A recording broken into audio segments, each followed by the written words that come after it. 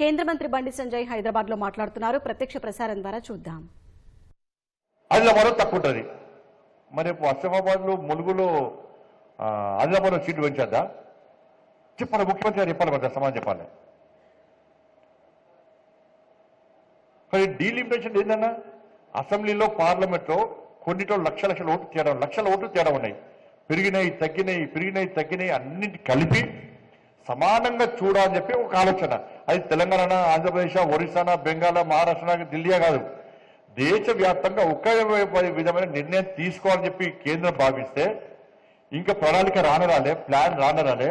కానీ వాళ్ళ స్కాండల్ తప్పించుకోవడానికి తమిళనాడులో స్టాలిన్ ప్రభుత్వం పోతుంది కాబట్టి, అవినీతితో కూరుకపోయింది కాబట్టి, ఆ తప్పించుకోవడానికి అవినీతిలో ప్రజల దృష్టి మళ్లించడానికి దక్షిణాదిగా మొత్తం సౌత్ అంతా ఒక్కదిక్కు అని చెప్పి ఒకటి ఫీలింగ్ తెచ్చి ఇక టైం పాస్ చేసే పాలిటిక్స్ ఇవాళ ఇక్కడ జరుగుతూ ఉన్నాయి. కాబట్టి ఇవన్నీ విషయాలు చెప్తుంటే మీకు ఇవన్నీ తెలియని కావు. కాబట్టి భవిష్యత్తులో కూడా ఇటువంటి ఇంకా అనేక ఆలోచనలు వస్తాయి. కాబట్టి దయచేసి జాతీయ భావజాలం కలిగినటువంటి అందరం ఒక్కరికి అవసరం ఉన్నది. కేవలం మీ ఉపాధ్యాయ వృద్ధికే పరిమితం కాకుండా సమాజ కార్యంలో, ఈ ధర్మ కార్యంలో మీరు అందరూ ముందుండాలని చెప్పి మీ అందరికీ విజ్ఞప్తి చేస్తూ మళ్ళీ చెప్తున్నా, తపస్కు ఇంత పెద్ద భారతీయ జనతా పార్టీ దేశంలో అధికారుల పార్టీ మీకు అండగా ఉంది. కొట్టాడి పనిచేసే కార్యకర్తలు తెలంగాణ రాష్ట్రం ఉన్నారు, వాళ్ళందరూ మీకు అండగా ఉన్నారు. కాబట్టి భవిష్యత్తులో ఉపాధ్యాయ ఉద్యోగ సమస్యల మీద మీరు కొట్టాడడానికి మేమందరం అండగా ఉంటాం. ఎక్కడ భయపడే ప్రసక్తి లేదు.